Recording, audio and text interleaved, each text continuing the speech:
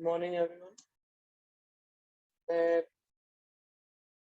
Last unit हमारी start करी थी लास्ट लेक्चर में हमारे रिप्लेसमेंट मॉडल। जो हमारी लास्ट यूनिट है उसका फर्स्ट टॉपिक हमने देखा था, जिसमें हम रिप्लेसमेंट ऑफ आइटम देख रहे थे जिनकी जो मेंटेनेंस कॉस्ट है।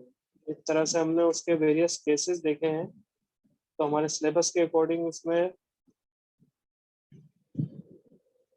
जो केसेस राइज हो रहे थे, जैसे पहला केस हमने देखा replacement of item that deteriorates with time.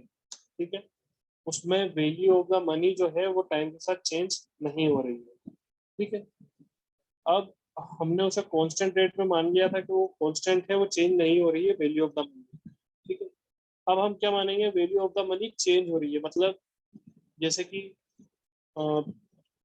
कुछ टाइम पहले, यानी अगर 1990s की बात करें तो आपका जो अमाउंट रहता था 1 लाख का, ठीक है, वो उस टाइम पर जो वैल्यू थी 1 लाख की, वो आज के 10 लाख के इक्विवेलेंट हम मान सकते हैं। ठीक है, वो डिपेंड करता है कि मार्केट में कितना क्या वेरिएशन हो रहा है उसकी वजह से। और ईयर वाइज ईयर जो है वैल्यू ऑफ द मनी जो है वो इंक्रीज होती जा रही है।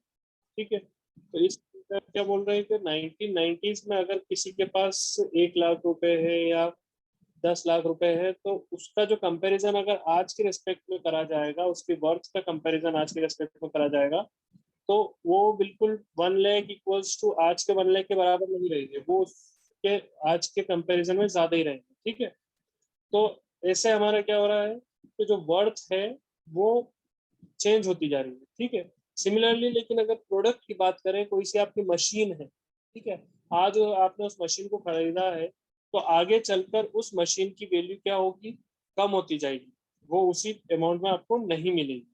ठीक है, तो वो हम इसमें कंसिडर करने वाले हैं कि वैल्यू ऑफ द मनी जो है वो हमारी टाइम वेरी करेगी। तो वो कैसे वेरी करेगी और उसका क्या इफेक्ट पड़ेगा वो हमें देखना है। ठीक है, हमने लास्ट जो अभी शाम आपके सामने शो हो रहा है एग्जांपल, हमने लास्ट टाइम इस टाइप के न्यूमेरिकल्स देखे थे। ठीक है, जो हमारा फर्स्ट केस था, है ना, इन इसमें क्या होता था, हम एक हमारी जो गिवन कॉस्ट रहती थी, मेंटेनेंस कॉस्ट रहती थी, रीसेल वैल्यू रहती थी, उसके बेसिस पर हम फिर टोटल कॉस्ट निकालते थे, फिर एवरेज एनुअल कॉस्ट निकालते थे। ठीक है, और उस एवरेज एनुअल कॉस्ट को ईयर वाइज हम देखते थे, उसमें जहां पर मिनिमम वैल्यू मिलती थी उसकी एवरेज एनुअल कॉस्ट की, वहां पे हम ये डिक्लेयर कर देते थे कि ये इस ईयर में हमारा जो मेंटेनेंस है वो हमें इस ईयर तक ही करना चाहिए। इसके बाद हमारी जो वैल्यू है मेंटेनेंस पर या फिर पर्टिकुलर हमारे ऑब्जेक्ट पर, वो इंक्रीज होती जाएगी। ठीक है, तो वो पर्टिकुलर एक जो ईयर हम फाइनल करते हैं वो हमारे लिए एक फेवरेबल ईयर होता है, जिसमें हम हमारे किसी भी व्हीकल को या कोई सी भी हमारा मशीन पार्ट है या कुछ भी है उसे रिप्लेस कर सके। ठीक है, तो ये एक एग्जांपल था जो मैं आपको सामने शो हो रहा है। ठीक है, इसमें क्लियरली दिख रहा है कि हमने जब वैल्यूज निकाली, ठीक है, ये फॉर्मूला आपका कांस्टेंट रहेगा। कैसे आया था ये, एक बार रिवाइज कर लेते हैं। जो आपका number of service years question में गिवन है, टोटल 8 ईयर की सर्विस आपको देखना है। ठीक है, उसमें आपको बताना है कि आपको रिप्लेस करने का सबसे अच्छा वक्त कौन सा रहेगा या कौन से साल में आपको रिप्लेस कर देना चाहिए आपको। ठीक है, तो मेंटेनेंस कॉस्ट दे रखी है, मेंटेनेंस कॉस्ट दे रखी है आपको यहाँ पर, और रीसेल वैल्यू दे रखी है। ठीक है, तो रीसेल वैल्यू आपकी क्या है, वो आपने उसे पहले वाले उसमें इंटर कर दिया पूरा। ठीक है, परचेस प्राइस आपकी तो उसने इनिशियली बता दिया आपको, परचेस प्राइस आपकी कांस्टेंट है। ठीक है, एक बार परचेस कर लिया उसी प्राइस में परचेस कराते हैं। The maintenance cost and resale value whose purchase price is 7,000, purchase price minus resale value वाला कॉलम बनेगा। ठीक है, परचेस प्राइस आप चाहे तो पहले वाले कॉलम में परचेस प्राइस लिख सकते हैं, वो कांस्टेंट रहेगी, कितनी है, 7,000। ठीक है, रीसेल वैल्यू आपको पता है, तो आप परचेस में से रीसेल वैल्यू माइनस करते हैं, सी माइनस एस। हमारा जो फाइनल फॉर्मूला है वो क्या है, 1/n ब्रैकेट में C minus S plus summation T equals to 0 to n F T. ठीक है, सी माइनस एस क्या रिप्रेजेंट कर रहा है, आपका purchase value minus resale value, plus F T क्या रिप्रेजेंट कर रहा है, आपकी मेंटेनेंस कॉस्ट। और समेशन किस लिए बताया गया है, वो आपको टोटल 0 से लेके n ईयर्स तक की समेशन यानी एफ टी बता रहा है। ठीक है, तो यहाँ पर देखते हुए चलते हैं हम। इनिशियली फर्स्ट वाले ईयर में आपकी रीसेल वैल्यू कितनी बताइए उसने, 4000 है। अगर आप आपके व्हीकल को या जो भी आपने लिया है मशीन उसे बेचते हैं वापस, ठीक है। तो 7000 माइनस 4000 कितना हो गया, 3000। एनुअल मेंटेनेंस कॉस्ट दे रखी है फर्स्ट ईयर के लिए 900, ठीक है। समेशन ऑफ मेंटेनेंस कॉस्ट अगर देखें तो वही 900 ही आना है। तो टोटल वैल्यू आपकी कितनी होगी, टोटल कॉस्ट आपकी 3000 प्लस 900 यानी 3900 आपकी टोटल कॉस्ट आई फर्स्ट ईयर के लिए, ठीक है।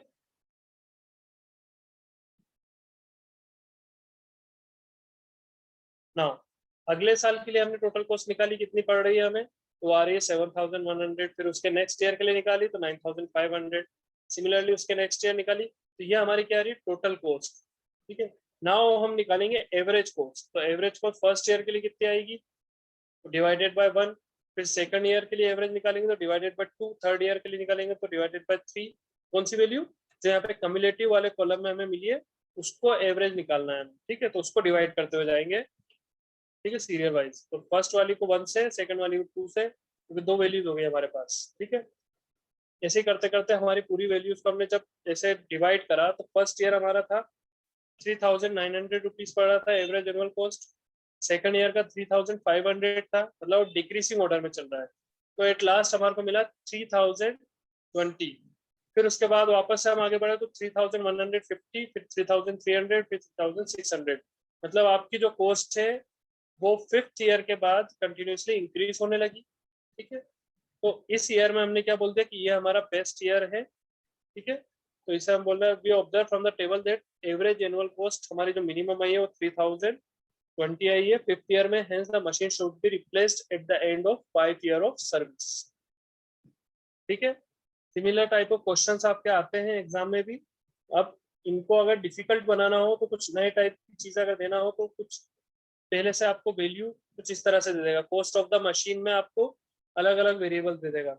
जैसे यहाँ पर देखें तो purchase price of the machine दे रखी है 52,000, ठीक है। साथ ही साथ आपको उसने इंस्टॉलेशन चार्ज भी दे दिया, तो ये आपके टोटल इनिशियल कॉस्ट में एडअप होगा। तो ये आपको पता होना चाहिए बस, ठीक है। तो इससे हमारी टोटल कॉस्ट अब क्या हो जाएगी, 52,000 प्लस 14,400। टोटल कॉस्ट हो गई हमारी कॉस्ट 66,400, ठीक है। और स्क्रैप वैल्यू गिवन है 6,400। फिर इसी के बेसिस पर हमने वापस से सेम टेबल तैयार कर ली, ठीक है, कुछ भी डिफरेंट नहीं है। नेक्स्ट वाला क्वेश्चन है, उसमें भी कुछ इस तरह ही, बस उसमें नई चीज इंट्रोड्यूस करते जाएंगे, ठीक है। तो बस ऐसे ही न्यूमेरिकल आपको देखने को मिलेंगे, इसमें कुछ ज्यादा डिफिकल्ट नहीं है। ये था हमारा फर्स्ट केस, जिसमें क्या हो रहा था, हमारी जो कॉस्ट थी या वैल्यू ऑफ द मनी थी वो क्या थी, कांस्टेंट थी।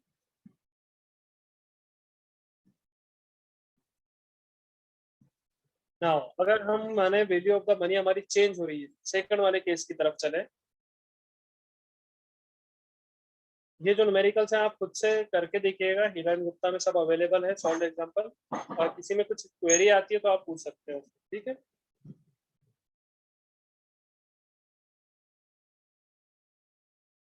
थोड़ा थियोरेटिकल पार्ट इसका डिस्कस कर लेते हैं। Replacement of item whose maintenance cost increases with time and value of money also changes with time, ठीक है।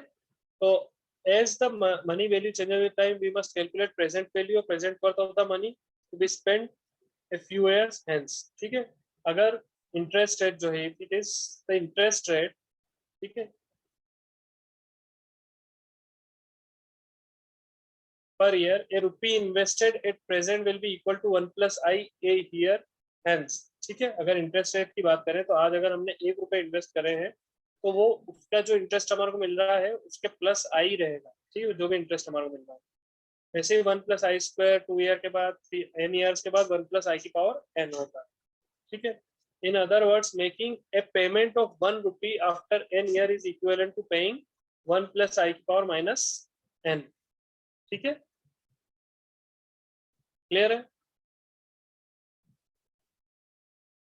hence the present value of the rupee spent in here hence, मतलब अगर हम कुछ स्पेंड कर रहे हैं उसे अगर आने वाले कुछ साल में स्पेंड करेंगे, ठीक है। जैसे मान लीजिए एक सिंपल एग्जांपल देता हूँ समझने के लिए।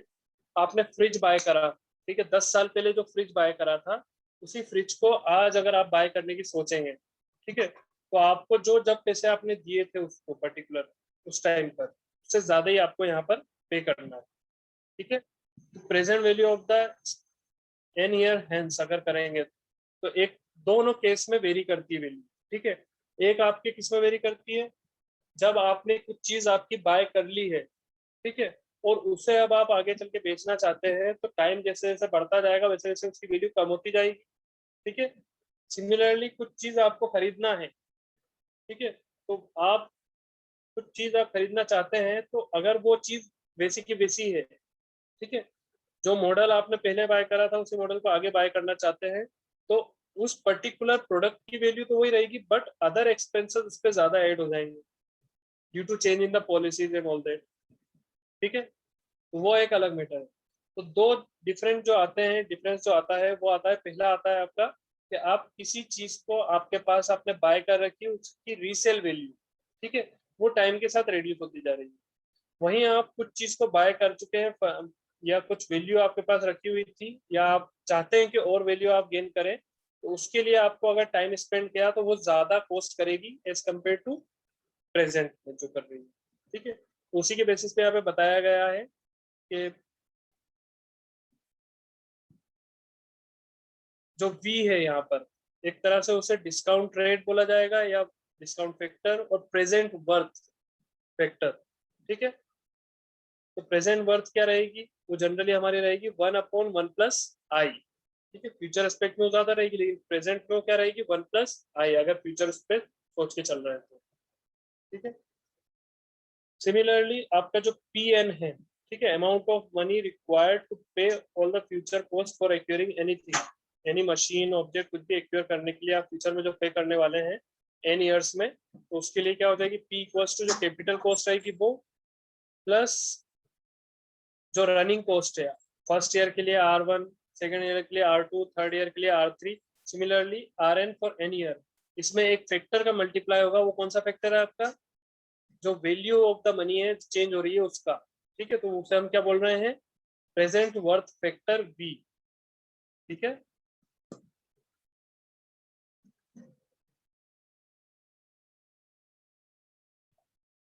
ठीक है, तो हमारे को डेरिवेशन से इतना कुछ लेना देना नहीं है, डायरेक्ट हम फॉर्मूले पे डिस्कस करते हैं। तो जो आपके न्यूमेरिकल्स में जनरली यूज होने वाला है उस फॉर्मूले के बारे में। ठीक है, तो पी एन की जो वैल्यू है वो डायरेक्टली आप या याद रख सकते हैं।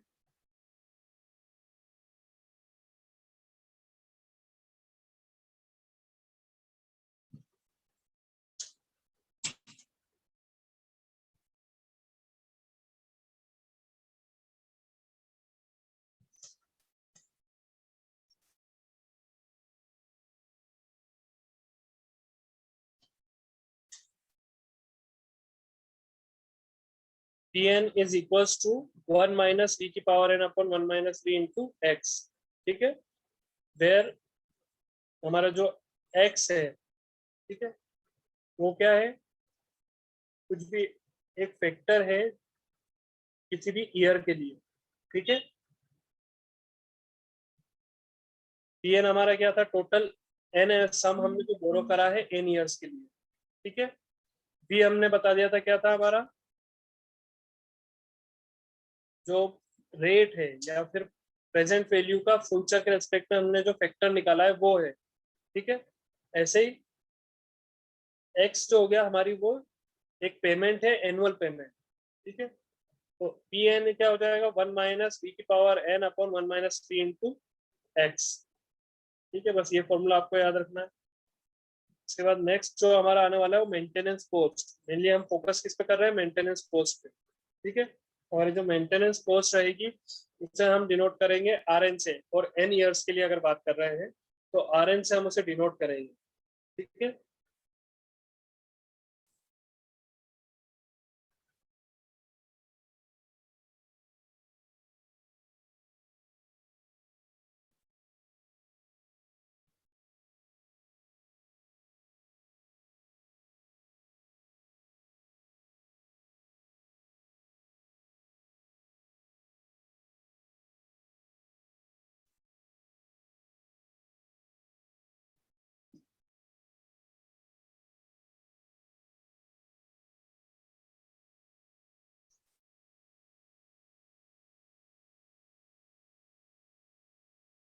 तो इतना जो डेरिवेशन है इसकी आपको याद रखने की जरूरत नहीं है।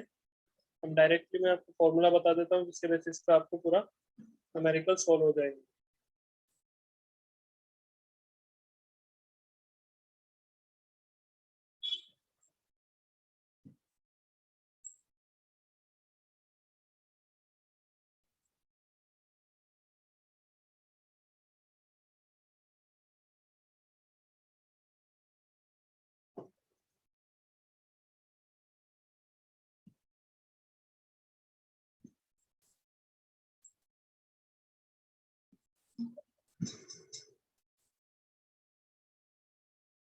एक चीज अब आप याद रखिएगा, ये वाली इक्वेशन, ठीक है, तो नोट कर दे रहा हूँ। Pn is equals to C capital cost plus जो मेंटेनेंस कॉस्ट रहेगी हमारी ईयरली बेसिस पे वो, ठीक है। तो अगर उसमें हम डिस्काउंट फैक्टर मल्टीप्लाई करते हुए चल रहे हैं तो बी ए की power N minus one into R N, ठीक है। सिमिलरली ये वाला फॉर्मूला जो है P N is equal to one minus B की power N into X up to one minus B, ठीक है। और ये वाला जो फॉर्मूला हमने देखा था स्टार्टिंग में B equal to one plus I, one upon one plus I, ठीक है। ये तीन फॉर्मूले बेसिकली आपको पता होना चाहिए। इसी के बेसिस पर हम आगे हमारी मेंटेनेंस कॉस्ट को डिफाइन करने वाले हैं।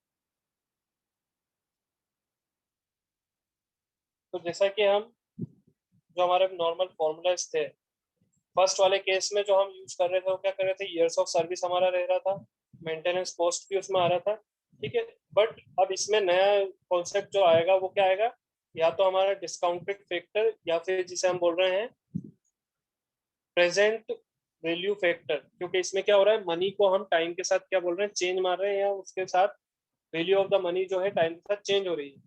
तो इसलिए यहाँ पर एक डिस्काउंट फैक्टर भी ऐड हो रहा है, ठीक है, जिसके बेसिस पे पूरी हमारी कॉस्ट जो है वो डिफाइन हो, ठीक है। तो डिस्काउंट फैक्टर क्या होता है हमारा बी इंटू आर की पावर माइनस वन, ठीक है। उस पर्टिकुलर ईयर के लिए आर क्या है हमारा, ईयर्स ऑफ सर्विस को इंडिकेट कर रहा है, ठीक है। कैपिटल ये जो आर यहाँ पे दिख रहा है, ठीक है। और कैपिटल आर जो है वो हमारा मेंटेनेंस कॉस्ट इंडिकेट कर रहा है, ठीक है। अब अगर इस फॉर्मूले की बात करें तो पिछले वाले फॉर्मूले से अगर कंपैरिजन करें हम तो यहाँ पर क्या होता था, जो ये कॉस्ट रहती थी इसमें हम रीसेल वैल्यू भी देखते थे सी माइनस एस, ठीक है। और समेशन वाली वैल्यू रहती थी और आगे जो रहती थी वो क्या रहती थी, मेंटेनेंस कॉस्ट। यहाँ पर भी वो मेंटेनेंस कॉस्ट ही है, बट डिफरेंस क्या आया है बस यहाँ पर, वहां पर जो मेंटेनेंस कॉस्ट थी वो वैल्यू ऑफ द मनी उस केस में जो था वो कांस्टेंट था टाइम के रेस्पेक्ट में, इसलिए वो सिंपल डायरेक्ट जो मेंटेनेंस कॉस्ट थी उसकी कम्युलेटिव वैल्यू निकाल रहे थे। बट यहाँ पर हमारे को एक फैक्टर का मल्टीप्लाई करना पड़ रहा है क्योंकि हमारी वैल्यू ऑफ द मनी जो है टाइम के साथ वेरी कर रही है। In order to compensate this variation in the value of the money with respect to time, हमें यहाँ पर एक फैक्टर को इंट्रोड्यूस करना पड़ा जिसका नाम है डिस्काउंटेड फैक्टर, ठीक है। इसको हमने भी डिस्कस करा था। तो हमारी ये एक कैपिटल वैल्यू रहती है और एक मेंटेनेंस वैल्यू रहती है जो कि टोटल हमारे को हमारे कॉस्ट देगी, एनुअल कॉस्ट, ठीक है। यहाँ पे डिस्काउंटेड लिखने की जरूरत नहीं है, ये डिस्काउंटेड टोटल कॉस्ट इंडिकेट करेगी हमारे को यहाँ पे, ठीक है। तो इनिशियली अगर फर्स्ट ईयर में देखें तो हमारी मेंटेनेंस कॉस्ट अगर क्वेश्चन के बेसिस पे चलते हैं यहाँ पे तो उसके थ्रू समझते हुए चलते हैं। सबसे पहले उन्होंने बोल दिया है कि एक मशीन की जो कॉस्ट है वो है 500 रुपीज, ठीक है, कैपिटल कॉस्ट आपको दे रखी है। ठीक है। Operation and maintenance cost are zero for the first year के लिए जीरो दे रखी, ठीक है, and increases by 100 every year, ठीक है। If money is worth 5% every year, determine the best age at which the machine should be replaced, ठीक है। यहाँ पर उसने क्लियरली बता दिया है कि मनी जो है वो टाइम के साथ यहाँ पर वेरी कर रही है, पर ईयर के बेसिस पे उसने मनी की वर्थ को वेरी करना बता दिया, ठीक है ना। फर्स्ट ईयर में उसने बोला है कि सर्विस जो है या मेंटेनेंस कॉस्ट जो है जीरो है, ठीक है, और इनिशियली हम क्या बोल रहे हैं, उसने 5% का बोला है, ठीक है। तो फर्स्ट ईयर में तो 1 रहेगी वैल्यू, इनिशियली तो हम वैल्यू जो रहेगी हमारी जो मनी है फर्स्ट ईयर में तो उसी रेफरेंस लग के चलेंगे, तो जो रेफरेंस है उसकी वैल्यू तो 1 ही रहेगी इनिशियली, तो 1 हमने फर्स्ट ईयर में ली, ठीक है। तो इसी के बेसिस पे अगर हमने ये फॉर्मूला लगाया डिस्काउंटेड कॉस्ट निकालने के लिए, तो क्या हो जाएगा आर इंटू बी आर। तो आर की वैल्यू क्या है यहाँ पर फर्स्ट वाले के लिए, R1 की वैल्यू 0, BR-1 की वैल्यू क्या है 1, ठीक है। या ऐसे भी याद रख सकते हैं, जो आपके बी की वैल्यू आपने निकाली वो कैसे निकालेंगे, B equals to 1/1 plus R, ठीक है। आर बोला है इंटरेस्ट रेट, ठीक है। तो बी की वैल्यू क्या हो जाएगी 1/1 प्लस 0.05 इज इक्वल्स टू 0.9524, ठीक है। अब ये आ गई बी की वैल्यू, तो यहाँ पर डिस्काउंटेड फैक्टर हमारा फर्स्ट ईयर के लिए क्या रहेगा, बी की वैल्यू, बी की पावर आर क्या है 1, फर्स्ट ईयर के लिए क्या आर की वैल्यू 1, तो 1 - 1 0, तो बी की पावर 0 यानी 1, तो यहाँ पे वैल्यू लिखाई 1, ठीक है। सिमिलरली सेकंड ईयर के लिए क्या हो जाएगी, बी की पावर आर जो है वो क्या हो जाएगा 2, 2 - 1 1, तो बी की पावर 1 यानी बी की वैल्यू हमने क्या निकाली है 0.9524। सिमिलरली ऐसे ही हम यहाँ पे वैल्यू पुट करते जाएंगे अलग अलग ईयर के लिए आर की, तो बी की पावर बढ़ती जाएगी, उससे हमारी वैल्यूज अलग अलग यहाँ पर आती जाएंगी, ठीक है। क्लियर है, यहाँ तक क्लियर है।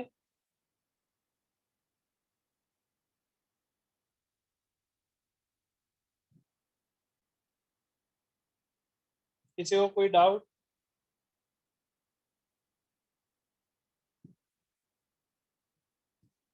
सर ये जो डिस्काउंटेड कॉस्ट है वो वाला एक बार बता दीजिए, फोर्थ वाला।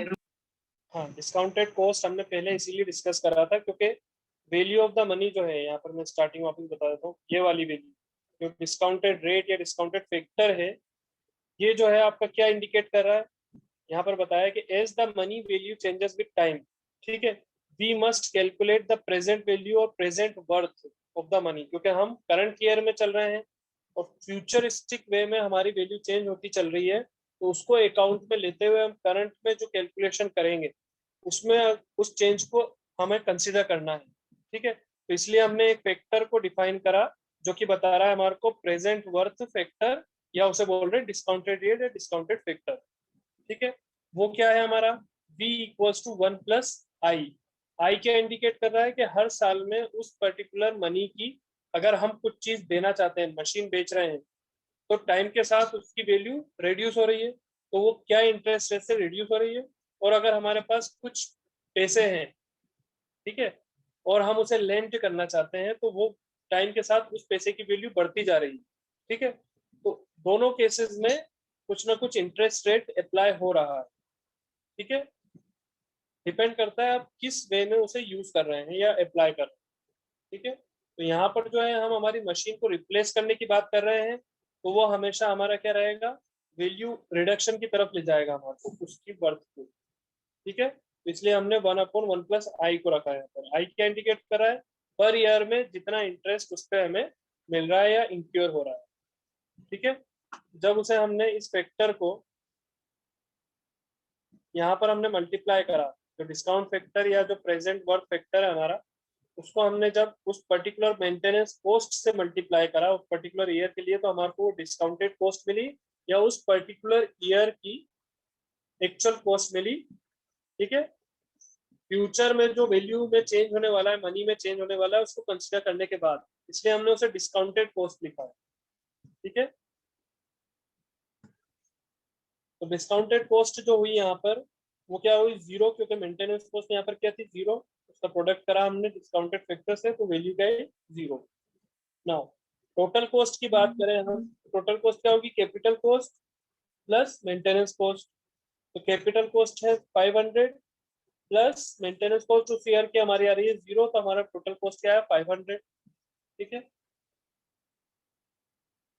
क्लियर है ना। यस ये कॉलम बनाया है, ये कॉलम इसलिए बनाया गया है जो हमारे को वेटेड एनुअल कॉस्ट निकाल रही है, एवरेज एनुअल कॉस्ट। जैसे हम लास्ट वाले उसमें केस में क्या कर रहे थे, एवरेज कॉस्ट निकाल रहे हैं।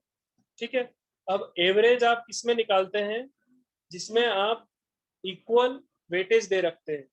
ठीक है, आपने फोरकास्टिंग पढ़ा होगा, अभी इसी से में पढ़ा होगा शायद ऑपरेशन मैनेजमेंट में, तो उसमें आपने दो देखे होंगे, मूविंग एवरेज मेथड और एक वेटेड मूविंग एवरेज मेथड। ठीक है, तो मूविंग एवरेज मेथड आपकी क्या बताती थी कि आप इक्वल वेटेज दे रहे थे हर ईयर में। ठीक है, लेकिन यहाँ पर क्या हो रहा है, हम इक्वल वेटेज नहीं दे रहे हैं।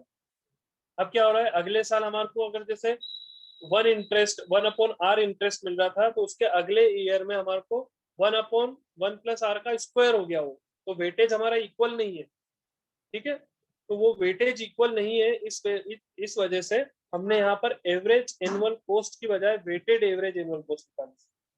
ठीक है, तो इसके लिए हमने क्या निकाला, समेशन VR की पावर -1।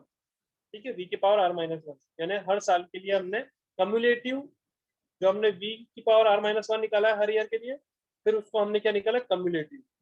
ठीक है, और हमारा जो फाइनल फॉर्मूला रहेगा वो क्या रहेगा, जैसे वहां पर होता था 1/n C-S plus summation FT होता था, तो यहाँ पर क्या है, C plus summation R into V की पावर R-1 डिवाइडेड बाय, वहां पर n होता था, n की जगह यहाँ पर क्या हो जाएगा, वेटेड एवरेज के लिए समेशन V की पावर R-1। ठीक है, ये सिंपल हर केस के लिए एक सिंगल फॉर्मूलाज है जो आपको याद रखना है, अलग से डिफिकल्ट नहीं है कुछ इतना। ठीक है, हर टर्मिनोलॉजी आपको क्लियर होनी चाहिए बस। ठीक है, तो ये आपकी कैपिटल कॉस्ट है, C, R आपका मेंटेनेंस कॉस्ट है, B आपका डिस्काउंट फैक्टर है या प्रेजेंट वर्थ फैक्टर है। ठीक है, ये दोनों मिलाकर आपका डिस्काउंटेड या प्रेजेंट मेंटेनेंस कॉस्ट आपकी एग्जैक्ट बताएंगे। ठीक है, दोनों मिलकर, और नीचे आपको डिवाइड करना पड़ेगा समेशन V की पावर R-1, या n की जगह क्या बोल रहे हैं यहाँ पर हम, समेशन V की पावर R-1। ठीक है, क्लियर है।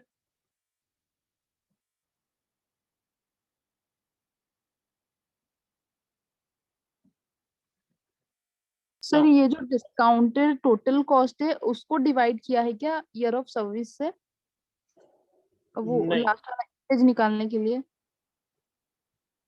क्या निकालने के लिए, वापस रिपीट करो। वेटेड एवरेज निकालने के लिए ये जो टोटल डिस्काउंटेड कॉस्ट है उसका ईयर ऑफ सर्विस से डिवाइड किया है क्या? नहीं, ईयर ऑफ सर्विस से डिवाइड नहीं करा है, वही मैं बता रहा हूँ कि हमने अगर पोस्ट हमारी सेम रहती तो डायरेक्टली हम एवरेज निकाल सकते थे ईयर ऑफ सर्विस बेसिस पे, बट ईयर ऑफ सर्विस में हमारे हर ईयर ऑफ सर्विस में जो है वैल्यू जो है वो चेंज हो रही है। ठीक है, यहाँ पर अगर ये 1/1 रहता हर जगह, V की पावर R-1 हर जगह 1 रहता, तो हमारे को ईयर ऑफ सर्विस से डिवाइड करना रहता, लेकिन यहाँ पर हमारा डिस्काउंटेड फैक्टर जो है या वैल्यू जो है हमारी वो चेंज होती जा रही है, तो हमें हर ईयर में इस वैल्यू को कंपनसेट करने के लिए इसे डिवाइड करना रहेगा। ठीक है, तो ईयर ऑफ सर्विस से डिवाइड ना करते हुए हम क्या करेंगे, डिस्काउंटेड फैक्टर से डिवाइड करेंगे। कौन से डिस्काउंटेड फैक्टर से, कम्युलेटिव वाले, ये वाले। ठीक है, कॉलम 6 वाले। ठीक है, इससे डिवाइड करें, क्लियर है।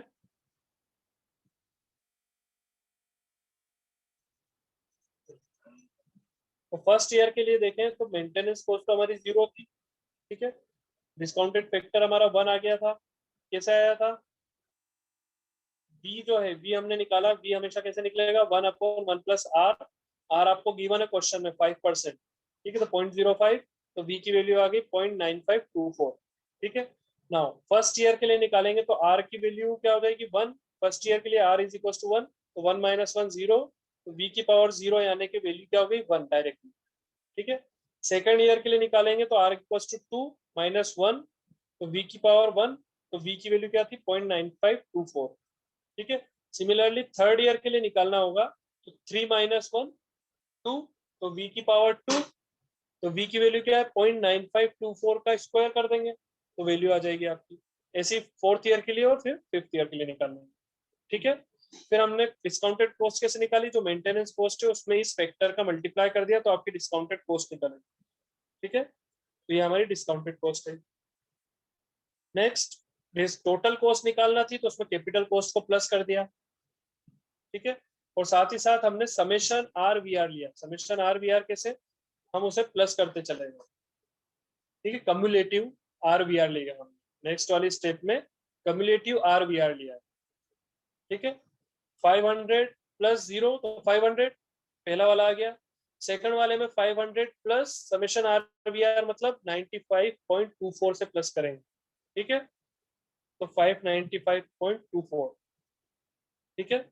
सिमिलरली नेक्स्ट वाले में हम प्लस करेंगे तो 95 प्लस 181.40, ये दोनों का जो समेशन रहेगा वो प्लस होगा 500 में, तो टोटल वैल्यू आ जाएगी, ठीक है। ये कम्युलेटिव है, ये याद रखना, ये वाला जो टर्म है ये कम्युलेटिव है पूरी, ठीक है। Similarly B R minus one जो निकाला था उसको भी कम्युलेटिव निकाला है यहाँ पर, ठीक है। और फाइनल जो फॉर्मूला था फिर उसमें हमने वैल्यूज पुट करिए डायरेक्ट, ठीक है। तो यहाँ पर हमारे को पता चलता है कि फर्स्ट ईयर के लिए हमारी जो वैल्यू थी वो सेकंड ईयर की फिर कम हुई, थर्ड ईयर की उससे कम हुई, फिर फोर्थ ईयर से वापस बढ़ने लगी। तो हमारे को थर्ड ईयर में हमारे उस मशीन को रिप्लेस कर देना है, ठीक है। सेम प्रोसीजर है, बट जो वैल्यू ऑफ टाइम जो है, वैल्यू ऑफ मनी जो है वो टाइम के साथ चेंज हो रही है, इसलिए हमारा जो फॉर्मूला है वो डिफरेंट हो गया, बाकी प्रोसेस सेम, ठीक है।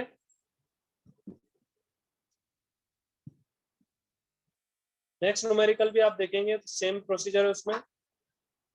यहाँ पर भी देखिए मशीन ए और बी है, ए की कॉस्ट प्राइस दे रखी है 2500, it's running cost is 400 for each of the first 5 year and increases by 100 every subsequent year, ठीक है।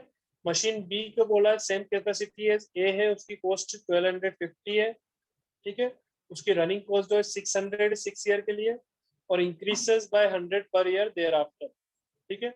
If the money is worth, यहाँ पे आपको रेट ऑफ इंटरेस्ट दे दिया है, ठीक है, जिससे कि आपकी बी की वैल्यू निकल जाएगी। सबसे पहले आप बी निकालेंगे, जब भी आपको इंटरेस्ट रेट दे रखा हो तो आप बी की वैल्यू निकालेंगे, डिस्काउंटेड फैक्टर, ठीक है ना।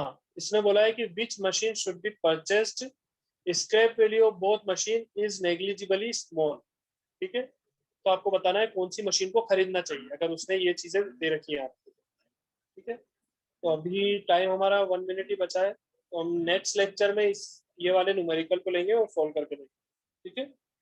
किसी को अगर कुछ क्वेरी डाउट भी आता है तो नेक्स्ट लेक्चर में पूछ सकते हैं, आप खुद से भी कोशिश करिएगा, ठीक है। जो ई बुक सप्लाई करी है हीरा एंड गुप्ता, उसमें आपको सारे नोट्स मिल जाएंगे, ये पूरी यूनिट है एज इट इज आपके सिलेबस के अकॉर्डिंग, ठीक है। तो आज के लिए हमारा इतना ही है, अगर किसी को कुछ क्वेरी या डाउट हो तो अभी पूछना हो तो पूछ सकते हैं, अदरवाइज हम एंड करते हैं मीटिंग। नेक्स्ट लेक्चर में भी आप पूछ सकते हैं फिर।